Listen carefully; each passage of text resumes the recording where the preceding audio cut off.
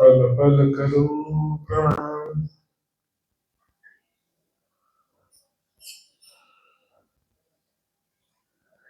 ये रोज है निपट सखत, यूं जुलजला होसी कयामत बखत। बीच हवा के पहाड़ उड़ाए, ये जो दुनिया में बुजरक कहलाए। ये जो दुनिया में बुजरक कहलाए। ये रोज है निपट सखत।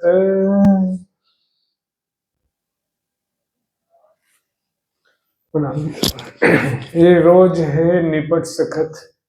बड़ा क़यामतनामा का 22वां प्रकरण है सुंदर साथ जी। 33वें नंबर की चौपाई से शुरू कर रहा हूं मैं।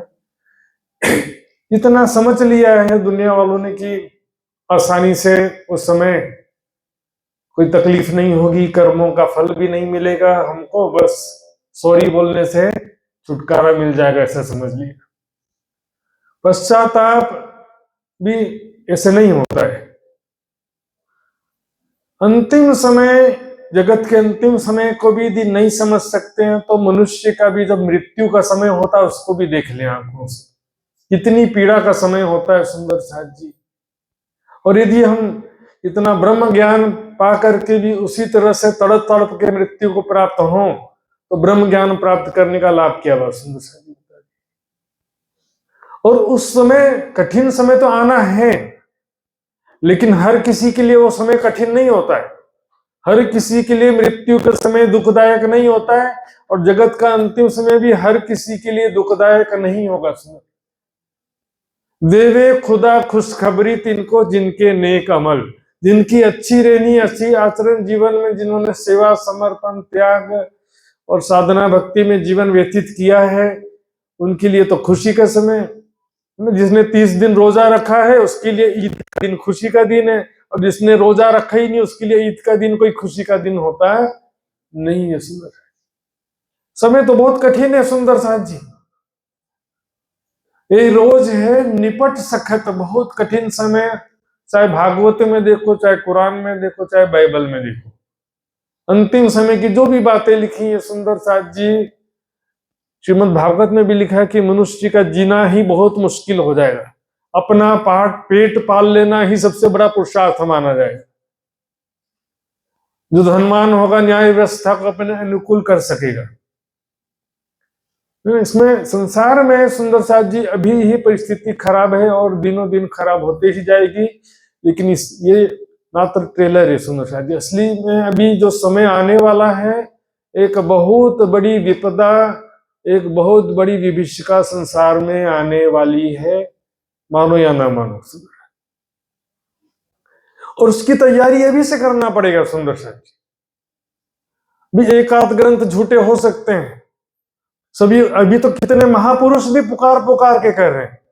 तो कुरान में लिखा है, बाइबल में लिखा है, भागवत में लिखा है, वाणी में कहा गया है, लेकिन आज में अभी भी जो हम देखेंगे, एक यूट्यूब में देखिएगा, संत अच्युतानंद दास की भविष्यवाणी भी बहुत चल रहा है। भविष्य मल्लिका ग्रंथ 400 साल पहले उन्होंने लिखा है, उसको भी देखिए सुंदर साथ जी।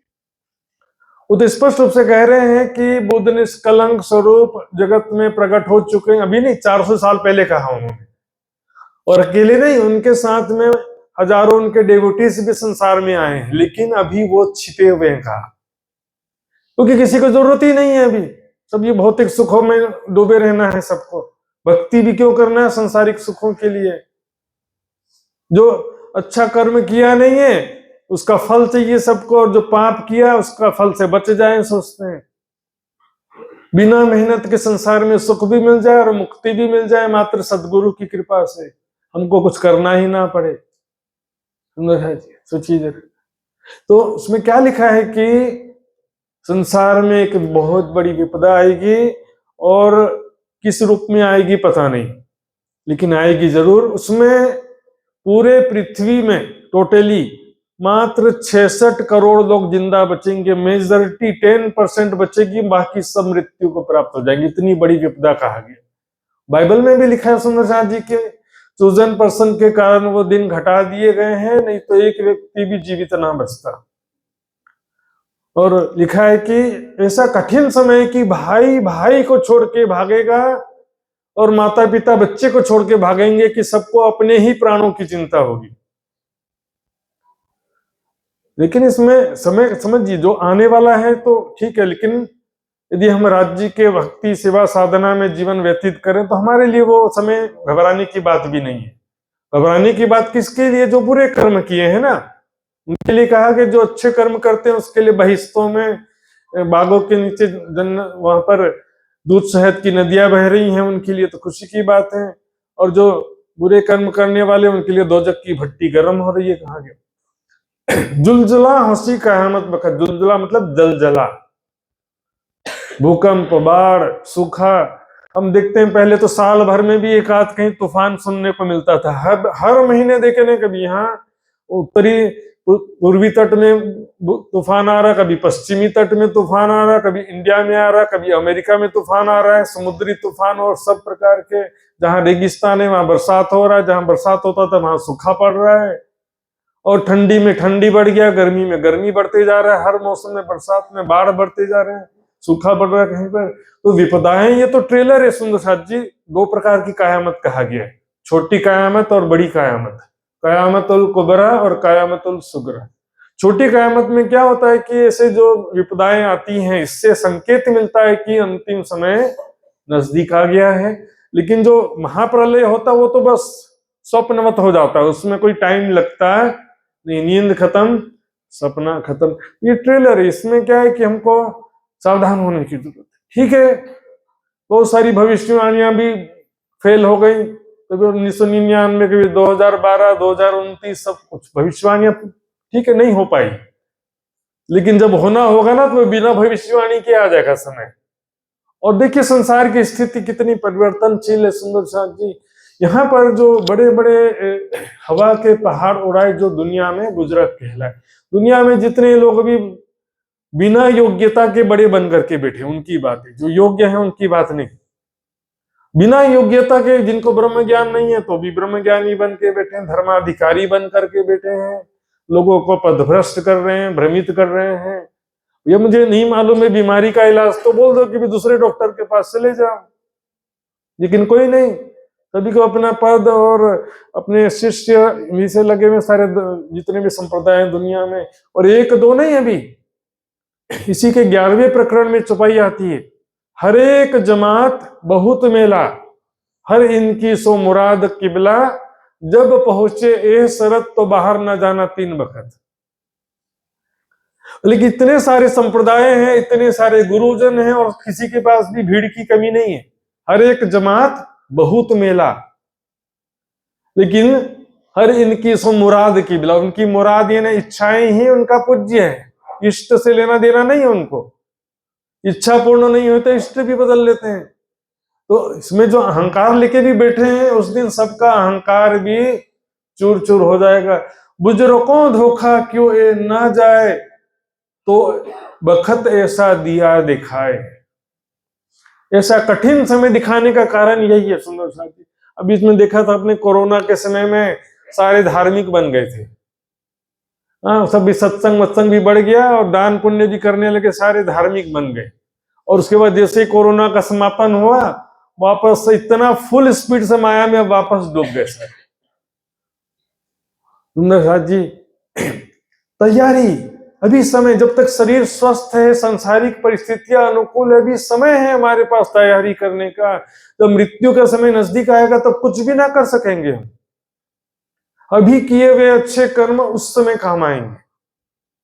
अभी प्राप्त किया हुआ ज्ञान उस समय काम आएगा जब हम बिस्तर में पड़े रहेंगे, या मृत्यु का समय नजदीक होगा, या जगत का अंतिम समय नजदीक होगा। उस समय हमारे अच्छे कर्म हमारी सहायता करेंगे। निस्वार्थ रहनी, छल कपट युक्त रहनी, मान प्रतिष्ठा के लिए या दिखावा के लिए कुछ भी नहीं करना। अपने प्योरिटी पे ध्यान दो। दूध तो देखिया नहीं, देखिया ऊपर का फैन। झाग के लिए दौड़ भाग कर रहे हैं, पता नहीं खींचम खींच कर। असली दूध क्या है? निस्वार्थ सेवा। मैं यहाँ पर मंच में बैठकर चर्चा करूं, ये कोई प्रॉफिट का विषय नहीं है, फायदे का काम नहीं है। निस्वार्थ सेवा, समर्पण, तन मन जीव निछावर किन्ह, और उसमें भी क्या, अपने सामर्थ्य से जो बढ़कर किया वो ज्यादा महत्वपूर्ण होता है। मेरी कैपेबिलिटी 10,000 कमाता हूं, लेकिन 15,000 10,000 पूरा का पूरा सेवा कर दिया तो भी बहुत बड़ी बात है। लेकिन कोई यदि 10 करोड़ कमाता है और 1 लाख सेवा किया तो उसके लिए कोई भी बड़ी कुर्बानी नहीं मानी जाती। उसमें सामर्थ्य से बढ़कर तन मन जीव निछावर किन्हो, पहले दाता हम भय गुरु को दीनो शीश। मान लीजिए कि आपको पन्ना जी भी जाना होता तो ट्रेन में तैयारी कितने दिन पहले से शुरू करना पड़ता है कि नहीं करना पड़ता है, जबकि मालूम है कि भी 4 दिन बाद वापस ही आना है। और यदि मान लो कि अमेरिका जाना है और हमेशा हमेशा के लिए अब वापस आना नहीं है, तो तैयारी कैसी करनी पड़ेगी। जो सामान ले जा सकते हैं पहले वो तो कलेक्ट करोगे ना, एकत्रित करोगे। जो ले जा नहीं सकते उसको एकत्रित करके कोई फायदा है? तो हम क्या कर रहे हैं, जो ले जा सकते नहीं है वही एकत्रित कर रहे हैं। मृत्यु के पश्चात जो ले जा सकते हैं वो तो कुछ भी एकत्रित, खाली हाथ है, वो सारा धन यहीं छोड़ जाने वाला है। लेकिन जो सेवा कर लेंगे वो आत्मिक धन में रूपांतरित हो जाएगा। जो वाणी मंथन किया, चितवनी किया, वो हमारा आत्मिक धन में आएगा। और मुसीबत से, दुख से वही बचाएगा। सुंदर साथ जी, बीमारी, बुढ़ापा, मृत्यु आज तो छोटी बात है, और जगत का अंतिम समय इतना खतरनाक है। सुंदर साथ जी, फितवे इनो के जावे तब ऐसा कठिन बखत देखें जब। अंदर से छल कपट नहीं जाता है आसानी से। दुख दावनल काटत काटत सकल विकार, दुख काटत मूल माया को चाहे बड़ी अवस्था है। तो दुख क्या है कि दुख आने से ही हमारा विकार और अनेक प्रकार का जो दावानल है वो कटता है। इसलिए दुख बिना ना होवे जागनी, इसलिए कहा गया सुंदर साहब जी। तो कठिन समय दुनिया वालों के लिए भी जरूरी है, और जो अभी भूले हुए हैं उनको भी सावधान करने के लिए जरूरी है। राज्य का एक बटन है राज्य के हाथ में, दुख का वॉल्यूम धीरे धीरे बढ़ाते जा रहे हैं। अभी भी नहीं निकले, चलो थोड़ा और बढ़ा देता हूँ, थोड़ा और दुख बढ़ा देता हूँ। अभी तो छोड़ो माया, अभी भी नहीं छोड़ रहे हैं, देखो थोड़ा और फिर से बढ़ते जाएगा दुख। सुंदर साथ जी, और ऐसा नहीं कि 2 मिनट का दुख होगा या 2 पल का दुख होगा, ऐसा भी नहीं है। अभी छुपाई दिखेगा, ठंडे वजूद होवे वर पाए तब हकीकत देखे आए। ठंडे वजूद, शांति। देखो एक तो क्या लिखा कि दोजख की अग्नि में जलेंगे, फिर उसके बाद ठंडा वजूद मतलब क्या है, जब राज्य महाराज शांति प्रदान करेंगे, जागृत बुद्धि प्रदान करेंगे, अपनी पहचान कराएंगे और सब प्राणनाथ जी के चरणों में आएंगे, तब हकीकत देखे आए, तब सत्य की पहचान होगी, प्राणनाथ जी के चरणों में आएंगे। लेकिन उससे पहले वो समय दुख का आएगा, कोई सीधा शॉर्टकट नहीं है। सब दुनिया हुई गुनेगार, यूं देखिया बखत दोजक का। दोजक कोई अलग से भट्टी नहीं है सुंदर साहब। बेहद मंडल में कोई दोजक का स्थान दिखाया कभी किसी ने नक्शे में? मोमिन बैठ बातें करी धनी की, सोई भिस्त भई बैठक, दुनी बातें करी दुनी की, आखिर थी तो दोजक। राज्य का जो भी सुख मिल रहा है हमको वो बहिष्ट है, और माया के पीछे भागने की वजह से या माया गलत कर्मों की वजह से जो भी दुख प्राप्त हो रहे हैं, संसार में ही दुख प्राप्त हो जाते हैं, वो सब दोजक है। भोग में रोग दुख शांति कहते हैं ना, तो वो सब भी जो है कर्म फल रूप प्राप्त जो भी दुख हैं वो उसे दोजक समझिए। तो ऐसा कठिन समय सबको देखना पड़ेगा, क्योंकि अब जो सुनो खास उम्मत, अब जो खास उम्मत है, ब्रह्मात्माएं हैं, वो ध्यान से इस बात को सुनो। खड़े रहो दोजख एक वक्त।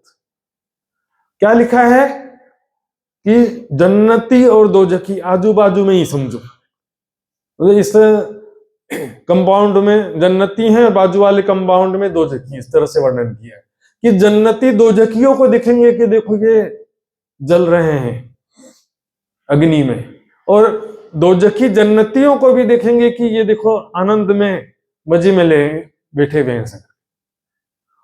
तो क्या है कि साथ में ही होने वाला, यहीं पर ही किसी को सुख मिलेगा और किसी को दुख मिलेगा, कर्मों के हिसाब से या राज्य के मेहर के अनुसार।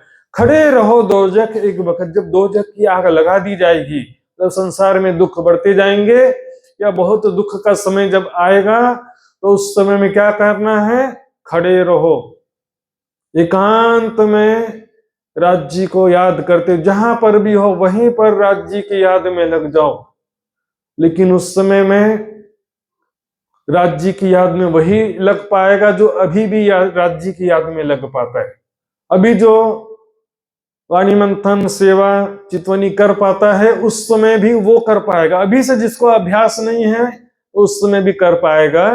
प्रैक्टिस की बात है। कई लोग होते हैं ना भाई, बेहोशी में भी राजश्यामा बोलते रहते हैं। बीमारी और दुख विपदा के समय इतना ज्यादा पीड़ा होती है ना, तो मुख से राज्य का नाम या कोई भजन कीर्तन सुना दो, बोलने से भी सुनने का ताकत नहीं रहता। बहुत ज्यादा पीड़ा में भक्ति भी नहीं हो पाता है। लेकिन जो प्रैक्टिस में होगा आपके, वो कर सकेंगे। सुंदर साथ जी, जिन भागो गो से रहो खड़े, अरे भागो मत, इधर उधर भाग के कहां जाओगे। सुंदर साथ जी, वैसे मैंने 25 साल 30 साल पहले मैंने सुना था एक बात बड़े महाराज जी के विषय में। ये बड़े महाराज जी कहते थे, मालूम होगा पिछले पुराने सुंदर साथ जी को, कि बोले पूरे धरती पर संसार में या पूरे देश जगह जगह अंगारे बरसेंगे, आग आकाश से अंगारे बरसेंगे और सब अपनी जान बचाने के लिए भागते फिरेंगे। केवल पन्ना जी की धरती ही सुरक्षित होगी, ऐसा बड़े महाराज जी ने कहा था। ऐसा मुझे किसी दूसरे सुंदर साथ के माध्यम से पता चला। सुंदर साथ जी, तो समय तो जो है आने वाला है सुंदर साथ जी। फिर भाग के जाने के, फिर भाग के कहां जाएंगे, हर तरफ ही अंगारे बरस रहे हैं। तो पन्ना जी पहुंच गए तो अच्छी बात है, लेकिन कह रहे एकांत में राज्य को याद करने में लग जाओ। अब जहां भी हो, कहा ना बंदा करे मेरी जिक्र तो मैं करो बंदों की। देखो दो जखियो खजाने बड़े, पापियों के पाप का खजाना बहुत ज्यादा बढ़ गया। भौतिक सुखों में तो लगे ही लगे, राजनीति में भी लगे, छल कपट में लगे, बेईमानी धोखाधड़ी और स्वार्थ वृत्ति इतना ज्यादा है कि किसी को भी नहीं छोड़ना है। और इतना धर्म के अंदर भी बेईमानी इतना ज्यादा हो। सुंदर साथ जी, कलयुग का समय, धर्म में भी हम ईमानदारी की अपेक्षा रख सकते नहीं है। और इतने सारे जो संप्रदाय धर्म पंथ पेंडे गुरुजन भारत में देखो, जिसको देखो वही परमात्मा कहला, और सबको भ्रमित करने में सब लगे हुए सुंदर साथ जी। तो ये कठिन समय तो आएगा, बिना दुख के कोई सुधरने वाला नहीं है। सुंदर साथ जी, भीस्त रजवान मोबिन निकेवान, दोजक खजाना पहुंचे कुफरान।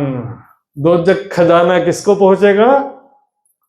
कुफरान यानी काफिरों को। मतलब काफिर कौन है? जो एक परमात्मा को छोड़ करके माया में डूबे हुए हैं, या एक परमात्मा को छोड़ के अन्य की उपासना करते हैं। ग्रंथों में भी लिखा है सुंदर साथ जी, यो आत्मेत्योपासिता यो अन्य देवता उपासिता सह न वेद यथा पशु भीरे सदेवानम। यानी परमात्मा को छोड़ करके जो विभिन्न देवी देवताओं की पूजा करता है वो विद्वानों के मध्य पशु के समान है।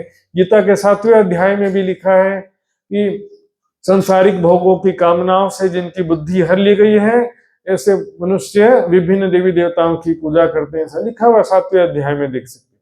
कबीर जी ने कहा, एक साधे सब सधे, सब साधे सब जाए। तो इसमें क्या है कि दोनों चीजें आ जाती है। एक तो क्या है कि भौतिक सुखों में भी लिप्त होना, वो भी एक दुख का बड़ा कारण होगा। सुंदर साथ जी, तो जीवन संयमित होना चाहिए, त्याग तपो में जीवन होना चाहिए। तहां ताई बखत पहुंचे सबन, पे दर पे जले अगिन। लेकिन तहां ताई मतलब उस समय तक लगातार, ऐसा नहीं कि 2 मिनट 5 मिनट का होगा या 2-4 दिन का या 6 महीने का होगा, ऐसा भी नहीं है। तहां ताई बखत पहुंचे सबन, उस समय तक वो दुख का, दोजक का अग्नि बरसते रहेगा। पे दर पे जले अग्नि, पुनः पुनः दुखों की अग्नि बरसते रहेगी। एक विपदा जाएगी, दूसरी विपदा आएगी, दूसरी जाएगी, तीसरी आएगी। गुजरे हैं हद से काफर, दूर दराज जानी थी आखिर। हद से ज्यादा गुजर गए थे काफर, पापों में इतना ज्यादा हद से ज्यादा आगे बढ़ गए। छल कपट बेईमानी, सुंदर साथ जी, सत्य को स्वीकार करना और सत्य का मार्ग में आगे बढ़ना वो तो दूर की बात है, लेकिन जो कोई सत्य मार्ग में चल रहा है उसको भी आगे बढ़ने नहीं देना है। और सत्य ज्ञान को जो ढांपने में लगे हुए हैं दिन रात, दिख लेंगे। राजा से कम नहीं है ये जो बड़े बड़े धर्माधिकारी को स्थिति जो है, भौतिक सुखों में, ऐश्वर्य में सब लगे हुए। एक आध्यात्मिक व्यक्ति का जीवन कैसा होना चाहिए? बोलते हैं ना भगत है, ये धार्मिक व्यक्ति है, तो धार्मिक व्यक्ति का जीवन कैसा होना चाहिए बताओ? रहवे निर्गुण होय के आहार भी निर्गुण, साफ दिल सुहागनी कबहू ना दुखावे किन। हमने क्या समझा सुंदर साथ जी? हम तो परम धाम के ब्रह्म सृष्टि है, खाओ पियो मौज मस्ती करो। सुंदर साथ जी ब्रह्म सृष्टि के लिए भी क्या लिखा है? खाने को पेट माफक। भौतिक सुखों में डूबने पर ब्रह्मात्माओं को भी कष्ट तो उठाना पड़ेगा सुंदर साथ जी, क्योंकि भोग में रोग का सिद्धांत तो लगता है, भोगा ना भुगता वयमय भुगता। भोगों को हमने नहीं भोगा, भोगों ने हमको भोग लिया सुंदर साथ जी। संसार में आज दुख बीमारियां बढ़ने का कारण क्या है? भौतिक सुख। और असली माया तो अब आई है, पिछले 15 साल से ही मुझे लगता है असली माया अब आई है। जो ये फ्री इंटरनेट, स्मार्टफोन और बाजार में खाद्य पदार्थों का जो भंडार है, पैकेज्ड फूड है, सबका स्वास्थ्य और सबका बुद्धि भी जो है माया से इतने प्रभावित हो रही है, इससे बचना ब्रह्मात्माओं के लिए भी बहुत कठिन हो रहा है सुंदर साथ जी। दुनिया वाले तो पूरा डूब ही गए हैं। दुख लंबे हुए 3 कारण, लंबे होने का कारण ही है ये, दुख लंबे समय तक होगा ऐसा लिखा है। यो मता पाया दो झकियों हाल इन, मता ने इस तरह का धन पाया दो झकियों ने, इसी हालत उनकी होने वाली है सुंदर साथ जी। बस और कोई चुपाई मैं नहीं लूंगा। 11वें प्रकरण में भी जो मैंने बात कहा था, ना रवा ना मोमिन चाहे घर छोड़ बाहर लड़ने को चाहे, क्योंकि उसमें लिखा हुआ है कि मोमिनों के जो कुछ जिज्ञासु हो तो ब्रह्म ज्ञान सुनाना। धार्मिक खेचम खेच करने के लिए भी कोई लाभ होता है। जो जिज्ञासु नहीं है उसको जाके नहीं हम सच बोल रहे हैं, नहीं हम सच बोल रहे हैं, झगड़ा करने का भी कोई फायदा होने वाला। जो जिज्ञासु वो तो ब्रह्म ज्ञान समझेगा ना। और हाँ जी, इसमें क्या होता है कि देख रहा हूं तो प्यारी सुंदर साथ जी, बस 1 मिनट लूंगा मैं। ना रवा मोमिन ना चाहे घर छोड़ बाहर लड़ने को जाए। कुछ जिज्ञासु हो तो समझाने का कोई लाभ होता है, लेकिन अंतिम समय में ऐसी स्थिति हो जाएगी, कहा ना, कहिया दरिया जंगल से नहरें चले दज्जाल, है ना। ये जंगल से नहरें क्यों चले? ये फिरके चले दरिया, वीरान जंगल जैसे हृदय से विभिन्न धर्म संप्रदाय पर जंजाल है सुंदर साथ जी। यहाँ पर कुरान में लिखा है, ए मोहम्मद मैंने तुम्हें संदेश वाहक बना करके भेजा है, दरोगा बना करके नहीं भेजा है। तुम्हारा काम केवल संदेश देना, हिसाब लेना हमारा काम है। संदेश देना, जो कि ईमान लाएगा तो अपने लिए, जो कोई ईमान नहीं लाएगा तो वो भी अपने लिए। मेरा पारिश्रमिक तो अल्लाह के जिम्मे, कुरान में ऐसा लिखा, मेरा पारिश्रमिक किसके जिम्मे है? अल्लाह के जिम्मे। बोलो श्री प्राणनाथ प्यारे की। सुंदर जी चुपाई दोहराएंगे। गुजरे हैं हद से काफर,